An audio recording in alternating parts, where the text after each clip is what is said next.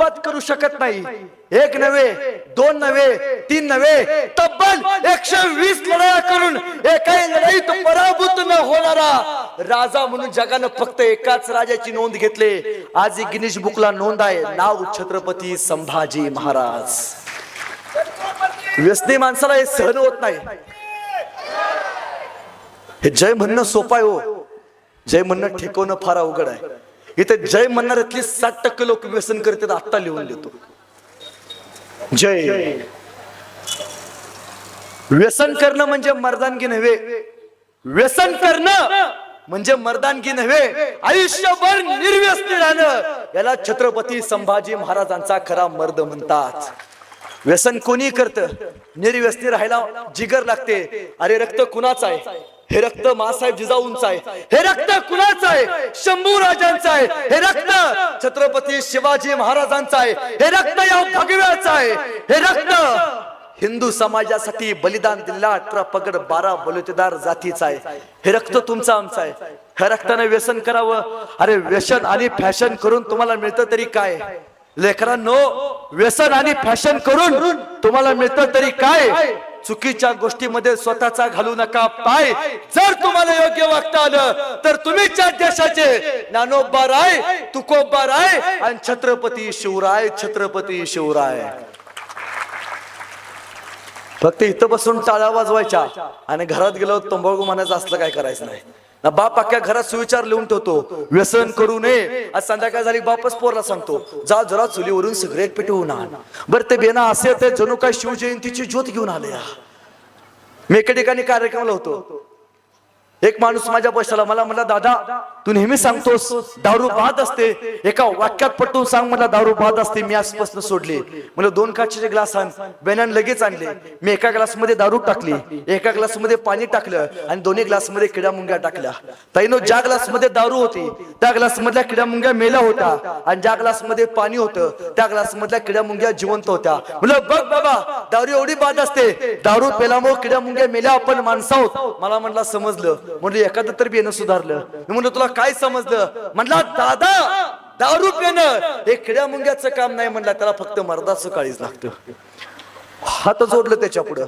आमच्याकडे कोल्हापूरला जे फार सुंदर म्हणते, संभाजीराजांच्या काळातले मावळे कसे होते? सकाळी लवकर उठे, रणांगणात सुटे, तलवार तुटे पण माग नाही हटे. आताचे मावळे कसे आहेत? उशिरा उठे, दारूच्या अड्ड्यावर सुटे, बाटली फुटे पण पिणं माग नाही हटे. 2 गोष्टी पाळा, 2 गोष्टी.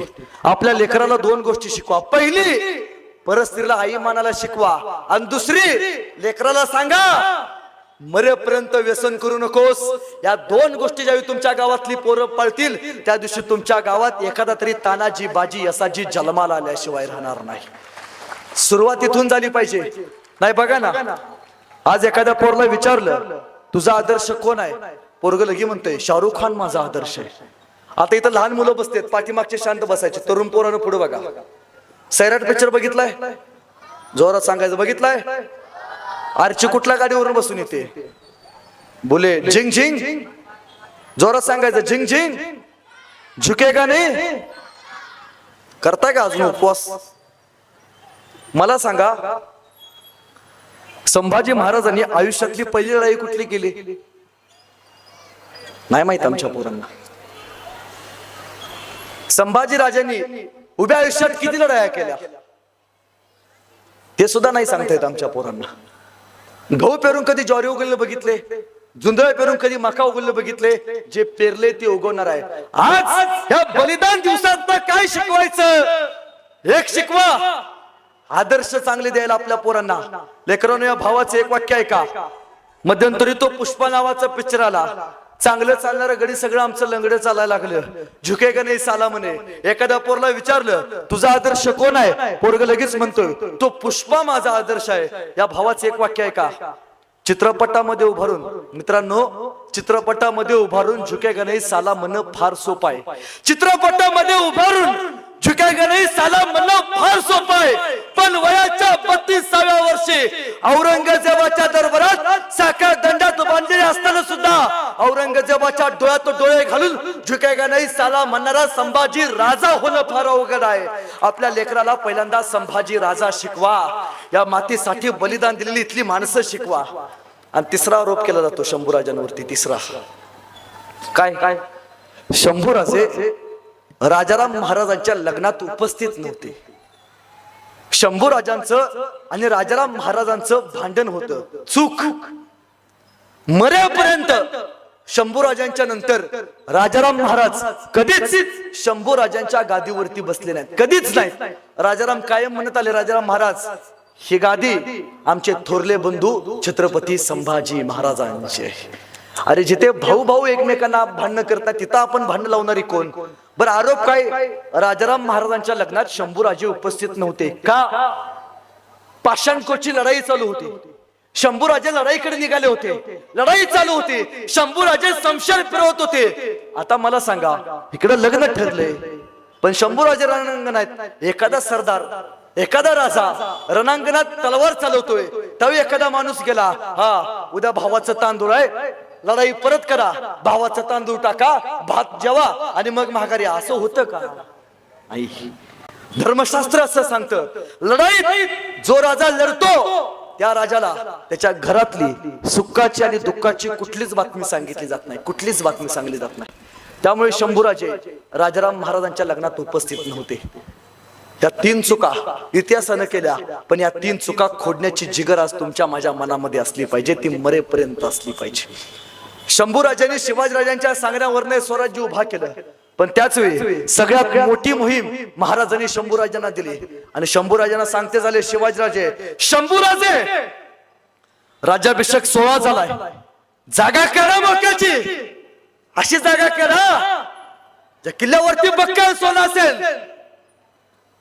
आणि महाराजांनी हंबीर मामांना बोलवलं. हंबीर खंबीर मामा हंबीर आले. महाराज बोलवलं, मामा राज्याभिषेक सोहळा झालाय, खर्च फार झालाय, जागा खडा मोक्याची, अशी जागा कडा ज्या किल्ल्यावरती बक्कळ सोनं असेल. आणि मामा सांगते झाले, महाराज एक कुठली? महाराज पुण्याखंड सोलापूरला जाताना अहिल्यानगर, आणि अहिल्यानगरच्या अगोदर श्रीगोंदा नावाचा तालुका लागतो. श्रीगोंदा तिथं बहादूरगड नावाचा बहादूरखानाचा गड आहे. सोनं किती आहे? महाराज 1 कोटी नगद आणि 40 सोन्याची हंडी. असं सैन्य किती आहे? महाराज त्या बहादूरखानाकडे 2 लाखाची फौज आहे. ही मोहीमच शंभूराजांवरती दिली होती. शंभूराजांना प्रश्न पडला, शिवाजीराजांनी मोहीम दिली, पण मोहिमेचे नेतृत्व आपल्याकडे दिले, पण कसं करावं? आणि त्यावेळी शिवरायांनी गनिमी कावा काय असतो आपल्या लेखाला शिकवलं. शंभूराजांना शिकवताना शिवाजीराजे म्हणतात, 2 लाखाचं सैनिक आहे ना, अडचण काय? आबासाहेब सगळ्यात मोठी अडचण आहे काय? आबासाहेब सगळं सैनिक शेती करायला गेले, रायगडावरती फक्त 40,000 रिझर्व्ह फोर्स आहे. असं मामाने विचारा, तुमच्याकडे किती सैनिक आहे? आणि मामा सांगते झाले, महाराज माझ्याकडे 60,000ची फौज आहे. असं तुमचे 60,000 माझे 40,000 किती झाले? 2 एकत्र केले तर 1 लाख. बहादूरखानाचं सैनिक किती आहे? 2 लाख. एक काम करा, शिवप्रभू सांगतात लढाई करायची, पण त्या लढाईत एकाही मावळ्याचं रक्त सांडलं गेलं नाही पाहिजे. मामांना प्रश्न पडला, ते कसं? आणि महाराज सांगते झाले, मी सांगतोय तसं करा, मी सांगतोय तसं. आणि महाराजांनी सांगितलं, हा बहादूरखानाचा बहादूरगड, हा बहादूरगडाचा समोरचा दरवाजा पुण्याकडे येतो. या पुण्याकडे आपल्या 1 लाख फौजेच्या 2 तुकड्या तयार करा. एक तुकडी 60,000ची, दुसरी तुकडी 40,000ची. 60,000ची तुकडी पुण्याकडे उभा करा आणि उरलेली 40,000ची तुकडी बहादूरगडाचा मागचा दरवाजा कुरकुंभ गावामध्ये येतो. या कुरकुंभ गावामध्ये स्वतः तुम्ही हंबीर मामा घेऊन उभा राहा.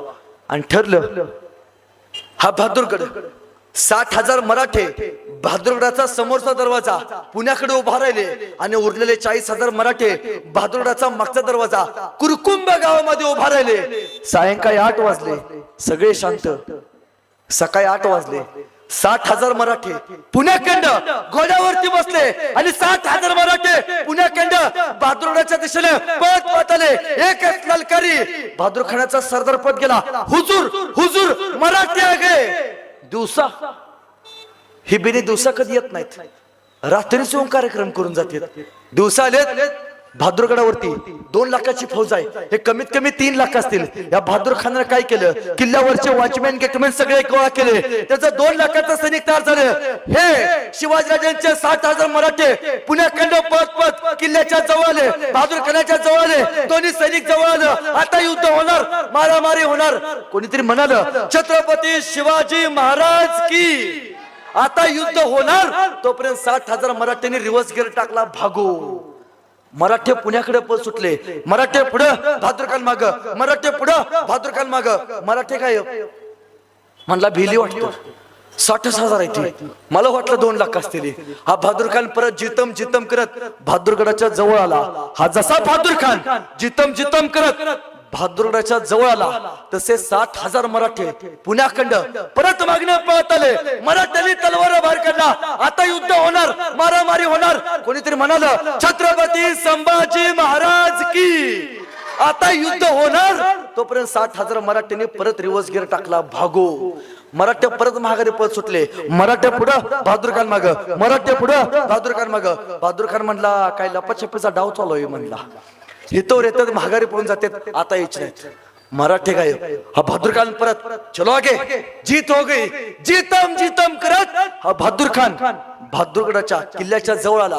जसा बहादूर खान बहादूर किल्ल्याच्या जवळ आला, तसे 60,000 मराठे पुण्याकडं परत मागणं पळत आले. मराठ्याने तलवार बाहेर काढला, आता युद्ध होणार. 2 वेळा फसवलंय, आता मारामारी होणार. कोणीतरी म्हणालं नमो पार्वती पते हर हर. एकच गर्जना झाली, वार होणार, तलवार काढल्या. तोपर्यंत 60,000 मराठ्यांनी परत रिव्हर्स गिअर टाकला, भागो. मराठे पुढं बहादूर खान माग, मराठे पुढं बहादूर खान माग. तसा बहादूर खानाचा एक सरदार म्हणाला हुजूर लय ताणलेत, आता यायच नाही, तू चुप बैठ म्हणला. हे बिनी जातील तिथं वरता आणायचे म्हणला. बहादूर खानाला पळवत मराठ्यांनी पुण्यात आणलं. श्रीगोंदा पुणे एवढं अंतर पळवत आणलं. मराठे जसे पुण्यात आले, तसे काही मराठे स्वारगेटकडे, काही मराठे मावळकडे आणि काही मराठे कात्रजकडे गेले. या बहादूर खानाला मराठे दिसायचे बंद झाले. अरे त्याला काय माहितीये, वारा वादळ आणि मराठे आजपर्यंत या जगात कुणाच्या बापाला सापडले. इथं महाराजांचा गनिमी कावा चालू झाला. जसा बहादूर खान मराठ्यांच्या पाठीमाग पळत पुण्यात गेला, श्रीगोंदा बहादूरगडापासून तो जसा पुण्यात आला, तसं बहादूरगडाचा मागचा दरवाजा कुरकुंब गावामध्ये 40,000 फौज घेऊन स्वतः हंबीरमामा उभा होते. हंबीरमामांना बातमी कळाली, हा गेला त्यांच्या पाठीमाग. हंबीरमामा लगोलगच किल्ल्यावरती आले. किल्ल्यावरती कोण, वॉचमॅन गेटमॅन थापड्या देऊन सुजवले. सगळं सोनं घेतलं. खर तर हंबीर मामाने जाताना सगळं सोनं द्यायचं होतं, बळ कमी पडलं म्हणून हंबीर मामाने जाताना किल्ला पेटवून दिला. मामा गायब. आणि हा बहादूर खान पुण्याकडं आला जितम करत. हा बहादूर खान जसा पुण्याकडं जितम करत बहादूर किल्ल्याच्या जवळ आला, ह्या बेण्याला फक्त धुर दिसायला लागला. त्याचा एक सरदार आला, चांगला सुजवला होता. त्याला बहादूर खानाने विचारलं अरे क्या हो गया हुजूर, बहुत मारते म्हणला. अरे कौन, वो कम भक्त मराठे हुजूर मेरे पास आ म्हणला. कौन आ गए थे हुजूर, वो मराठे आ गए थे. क्या, तो हम किसके पीछे गए थे. मराठों के हुजूर. आया कौन था, मराठे हुजूर. असं फसवलोय म्हणले. 60,000 मराठे आम्हाला पुढनं पळवत घेऊन गेले. 40,000 मराठे मागणं आले. किल्ल्यावरचं सगळं सोनं लुटून गेले. जगाच्या पाठीवरती पहिली लढाई अशी झाली, ज्या लढाईत रक्त सांडलं गेलं नाही तरी ती महाराजांनी जिंकून दाखवली. याला शिवरायांचा गनिमी कावा म्हणतात.